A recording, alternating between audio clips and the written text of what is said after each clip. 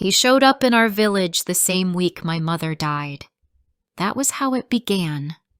With grief in one hand and curiosity in the other. I had not spoken much to anyone since the funeral. The days felt quiet, like the whole town had turned down its volume just for me. People smiled kindly, offered food, said things like, "Time will help." But they did not understand. I was 28, alone in my childhood home, and suddenly responsible for everything my mother used to do. Bills, groceries, the garden, her cat Willow, who waited at the door every evening, not knowing she would never come home again. Then one afternoon, as I walked back from the post office, I saw him. A man standing on the corner, holding a leather bag and a folded coat. He was staring at the house across from mine, the old Harrow place that had been empty for years. He caught me looking and smiled. "Is that the house with the green attic windows?" "Yes," I said slowly. "It's beautiful," he said. "I think it used to belong to a teacher." "My aunt," I replied. "She moved to Florida. No one's lived there since." He stepped closer, not in a pushy way, just enough to show interest. "I'm Caleb.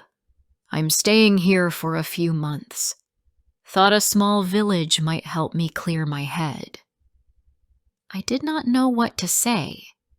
I nodded politely and pointed at the bakery across the street. "That place has good coffee and strong tea." He smiled. "Thank you. Maybe I'll see you there."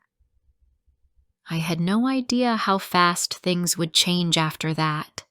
Caleb started appearing everywhere. At the small Saturday market, at the riverbank where I sometimes sat with my notebook, at the library, even though it only opened twice a week. Each time, he smiled and said something simple. Never too much, never too personal. And slowly, I started talking back. There was something about him that made you want to share. He asked questions in a gentle voice and listened like every word mattered. He was around 35, maybe older, with dark blonde hair and eyes the color of old coins. He dressed simply and spoke quietly. People noticed him, but he never tried to stand out. After a few weeks, we began meeting more intentionally. I would bring 2 cups of tea to the bench by the bakery, and he would join me. We talked about books, nature, food, memories. Nothing too deep at first, but it felt easy, like I had known him much longer than I had. One day, he brought me a small bunch of wildflowers. He had picked them himself near the edge of the forest. "For your kitchen," he said. "I figured your mother liked flowers." I stared at them. The gesture was kind, but something inside me tightened. He had never met my mother, yet he spoke her name as if he had. "She did," I said carefully. "She loved purple ones best."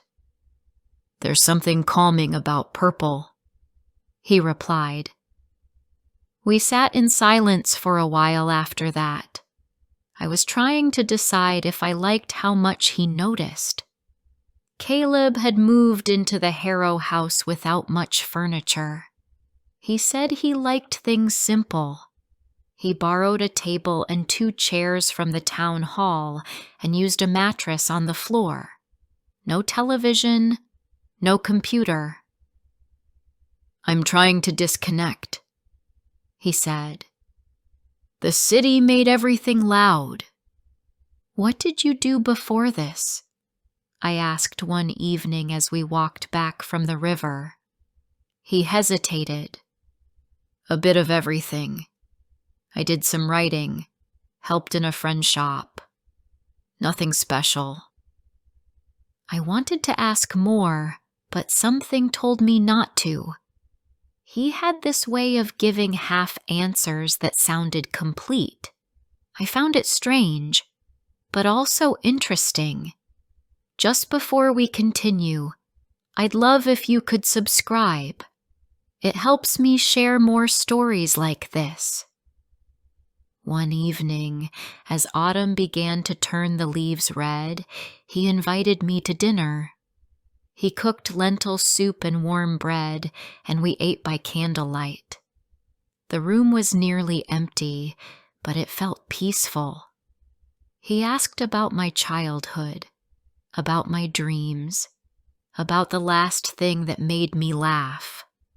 I told him about my mother's silly dance when she cleaned the windows, how she used to wear bright socks and sing old songs while mopping the floor. Caleb listened with a smile. "She sounds like someone I would have liked." For the first time in months, I felt seen. Not as the woman grieving, not as the girl who stayed behind when others left the village, but as someone still alive. That night, when he walked me home, he touched my hand.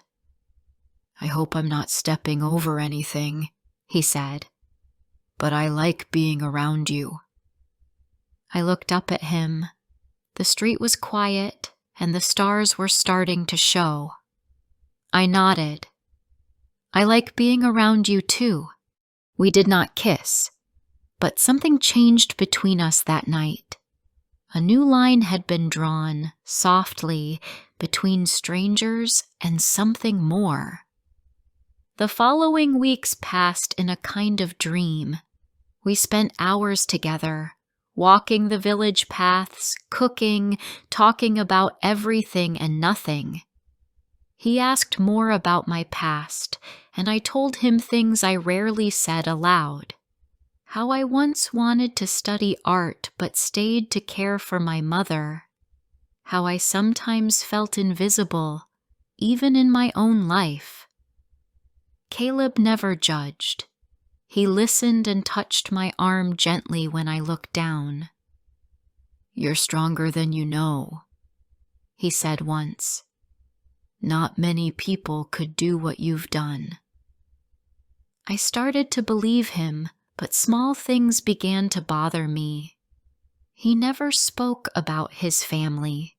He never received letters, phone calls, or visits. He did not go to the village events. He said he liked quiet, but it felt like he was hiding. One evening I asked, "Do you have anyone back home?" He smiled, but his eyes looked away. "Not really. My life there was complicated." I did not push, but I kept thinking about it. One morning, I was sweeping the front steps when Willow, my mother's cat, hissed and ran across the garden. I turned and saw Caleb walking up the path. "She doesn't like men," I said quickly, trying to calm the cat. He laughed. "Smart animal. Most men are trouble." I forced a smile, but the comment stayed with me. Later that day, he handed me a small book. "I saw this in the old attic," he said. "Thought you might like it." It was a poetry book, one my aunt used to own. I flipped through the pages and stopped. Inside was a note written in blue ink. "To Eleanor, in case you ever need to remember who you are." It was my mother's handwriting. My heart beat faster. "Where did you say you found this?" "In the attic," he said, "under some old boxes." But something was wrong. My mother had not been in that house for years. That note was new. The ink was fresh. I looked up, and he smiled again, calm, polite, unreadable. That night, I could not sleep. I kept thinking about the book, about his eyes, about the quiet way he entered my life, and the even quieter way he avoided talking about his own. Was I falling for someone I did not really know? I wanted to trust him, but something deep inside whispered, "You need to be careful." And for the first time since we met, I felt afraid. The next morning, I stood at the window with my tea, watching the empty street. The village was still. Only the sound of birds and the soft rustling of trees filled the air. Caleb had not sent a message, and I had not reached out. I kept the poetry book on the kitchen table, reading the note again and again. It still felt too fresh, too recent. I had seen enough of my mother's handwriting to know that message had not been sitting in a dusty attic for years. Why would he lie about something so small? I told myself it did not matter. Maybe he found the book elsewhere and simply wanted to impress me. Maybe he thought the attic story would sound more interesting. But my thoughts did not settle. Later that afternoon, I went to the bakery. I needed something normal, something sweet and warm. The owner, Mary Ann, smiled when she saw me. "You're glowing these days," she said as she placed 2 lemon tarts in a paper bag. "That man, what's his name again?" "Caleb." "Yes, Caleb. He seems lovely, very polite, quiet. Where's he from again?" I hesitated. "I'm not sure. He mentioned the city." "Which one?" "I think New York." She nodded slowly. "Well, be careful, dear. Sometimes people who move quietly are the ones carrying the most noise inside." Her words stayed with me. I walked home slowly. It was almost October now. The leaves were changing, and the village was preparing for the harvest festival. It was one of the few events where everyone showed up: food stalls, music, dancing. I had not decided if I wanted to go. That evening, Caleb knocked on my door. "I brought soup," he said, holding a jar.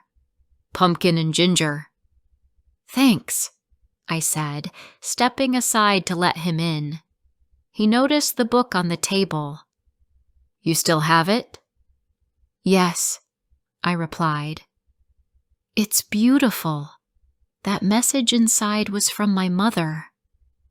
He looked at me, then at the book. "I'm glad you found it." I wanted to ask again.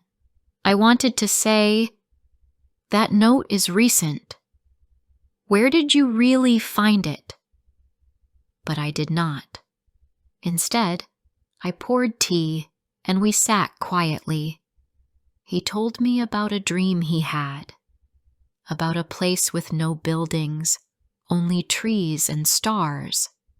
He said he sometimes wished he could disappear into the woods and never come back. "Do you ever feel that way?" he asked. I shook my head.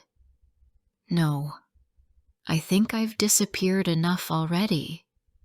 His eyes softened. "You're here now." It was strange how someone could make you feel safe and uncertain at the same time. That week, I started paying closer attention. I watched how Caleb spoke to people in the village. Always kind, always short conversations. He avoided crowds. He never used his phone in public, and I noticed he never seemed to receive any calls or texts. One evening, I walked past the Harrow house and saw a light in the attic window. I stopped. The curtains were slightly open, and I could see his shadow moving. It looked like he was talking to someone, but no one else was there. The next day, I asked him directly, "Do you live alone?" He blinked. "Yes." "Why?" "I thought I saw someone with you last night." He laughed softly. "I talk to myself sometimes. Old habit." I tried to smile. "Okay." But it felt like a lie. At the Harvest Festival, I went alone. I told Caleb I would meet him there, but he never came.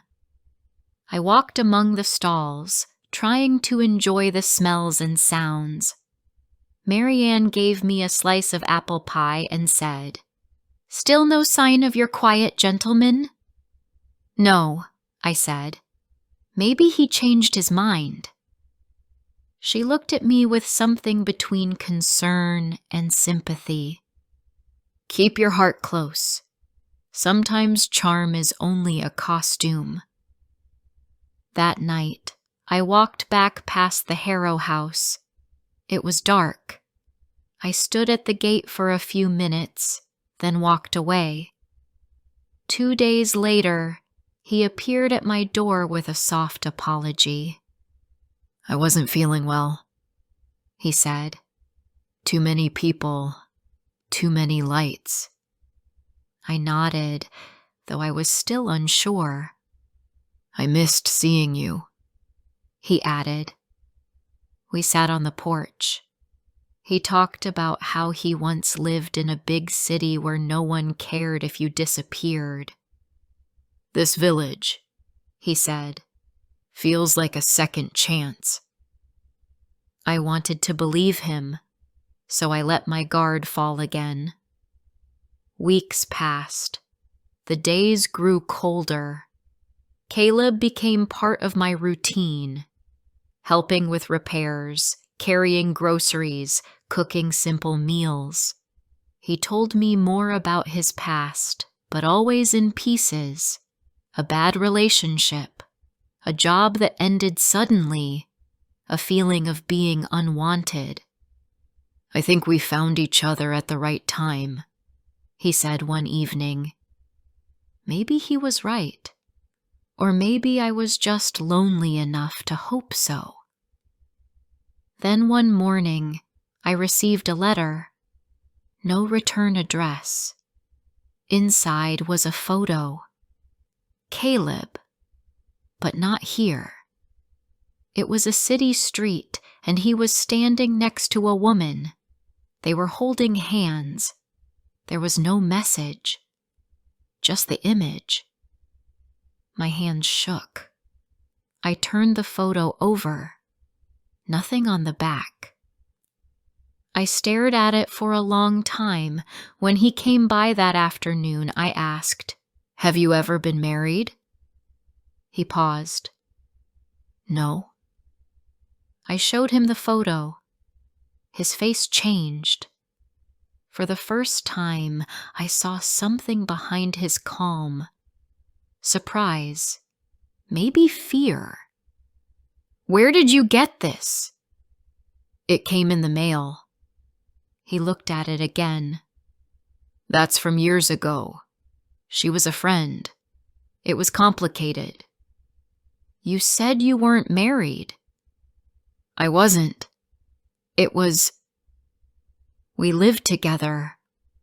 But it's over." Why did someone send me this? He did not answer. I felt like I could not breathe. "Who are you, Caleb?" "I'm the same person you've been with these past weeks." "But you've lied." He reached for my hand, but I pulled it back. "I need time," I said. "Please go." He left without a word. That night, I did something I had not done in months. I called my cousin Erin, who lived in the city. I told her everything. She asked for his full name. "I don't even know his last name," I whispered. We searched online together. I gave her everything I knew. After an hour, she called back. "His name is not Caleb," she said. "He's been using different names. He's been in trouble before." "What kind of trouble?" "He scammed people, said he needed help, money, a place to stay. Then he disappeared." I dropped the phone. The next day, I went to the Harrow house. It was empty. No mattress, no table, no sign of him. The windows were open. The rooms were cold. I checked the attic. Nothing. He was gone. I sat on the porch step, staring at the road. I had trusted him, shared my stories, let him into my life, and he had made me believe I was finally seen. But it was all a lie, or maybe only part of it was. Either way, he had vanished. And this time, I did not wait for him to return. I did not leave the house much after he disappeared. The village felt different, not louder or colder, just unfamiliar, like I had stepped into a version of it where everything looked the same but meant something else. People smiled as always, but I no longer trusted what was behind their eyes. I no longer trusted mine either. For days, I replayed everything. The first meeting, the tea on the bench, the flowers. His voice when he said he liked being around me. I looked for signs I had missed, clues that he was not who he claimed to be. But I found nothing, because I had wanted it all to be true. That was the hardest part. Not the lies, not even the leaving, but the part of me that had chosen to believe in him. That was the wound I could not hide. One rainy morning, I took down my mother's photo from the wall. I stared at it for a long time. She had warned me once, years ago, to be careful with kind faces. "Not everyone who makes you feel seen has good intentions," she had said. I had laughed then. I had thought she was being too careful. Now her words felt like a map I should have followed. I decided to clean the house, not just to pass time, but because I needed to move, to change something. I started in the attic, a space I had not touched since before my mother passed. Among the old boxes, I found one labeled letters. Inside were envelopes tied with a ribbon. Most were from my aunt, but one caught my eye. It was addressed to my mother in handwriting I did not recognize. The postmark was from 5 years ago. I opened it slowly. It was a short note. "Eleanor, you don't know me, but I know who you are. I made mistakes. I never wanted to hurt anyone. Please don't be afraid if someone reaches out. He's looking for a place to start again." There was no name, no return address, but it made something click. Caleb had not picked me at random. He had known something about my family, something connected to this letter. Maybe from this writer, maybe from someone else in the past. Whatever the truth, it meant he came to Millwood with a reason. That night, I lit a candle and sat with my notebook. I wrote everything I could remember about him, his stories, his phrases, things he repeated, names he mentioned. The more I wrote, the more I saw a pattern. There was always someone else in his stories, but never named. A woman who left, a brother who died, a house he could not return to. He gave me fragments and let me build the rest. I had filled the silence with my own hopes. I went back to Aaron. We searched again, this time using a few phrases from his past. She found an article. A man, once using the name Caleb Mercer, was involved in a fraud case 7 years ago. He had convinced a woman to let him stay while he recovered from a loss. He disappeared after 3 months. The photo in the article matched his face. I stared at the screen, then shut my laptop. I went outside and sat on the steps. He had done this before. I should have felt angry, but mostly I felt tired. Weeks passed. The village returned to its quiet rhythm. Winter began to settle in. I worked at the library again, 2 afternoons a week. I smiled when people spoke to me. I said I was fine. And in some ways, I was. But in others, I was still bleeding silently. Then one afternoon, Marianne came into the library with a folded paper. "This was left in the bakery. I think it's for you." It was a letter. There was no envelope, just a single page. "I'm sorry. You didn't deserve what I did, but I needed you more than I wanted to admit. I don't expect forgiveness, but I hope you know I meant what I said about liking who you are. You made the quiet feel like home, and for someone like me, that's rare." No name, but I knew. I held the paper for a long time, then folded it again and placed it between the pages of the poetry book he had once given me. He had meant to disappear, but something in him had needed to leave a trace. I took a long walk that day, through the forest trail near the edge of town. The trees were bare now, and the ground was soft with fallen leaves. I breathed in the cold air and let it sting. It reminded me I was still here. As I walked, I started to think less about what I had lost and more about what I had learned. I had survived something, not something loud or violent, but something quiet and real. A kind of soft betrayal that cut slower, deeper. And I had not broken. That evening I opened my notebook again. I wrote a letter, not to him, but to myself. You didn't fail.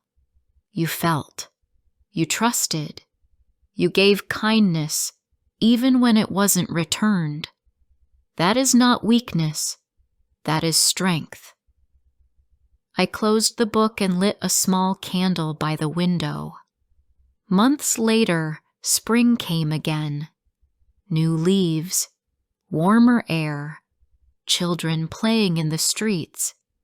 And one morning, a woman came to the library. She was older, maybe in her 50s, with careful eyes and a soft scarf around her neck. She asked for poetry books. We began to talk. She said she had just moved to Millwood, into a small cottage near the West Hill. I told her about the festivals, the market, the best places to sit with tea. She asked about me, and I told her I worked here part-time and liked writing in my spare hours. We smiled. She said she would visit again. As she left, I felt something gentle rise in my chest. Not hope. Not yet. But space. Space for something new. And I knew, finally, that the chapter with him was over. He had come into my life like a quiet storm. He had changed things, stirred the water, revealed the cracks, and then vanished, leaving me with a clearer reflection. I would not forget him, but I would not wait for him either, because I had found something more important than closure. I had found myself again.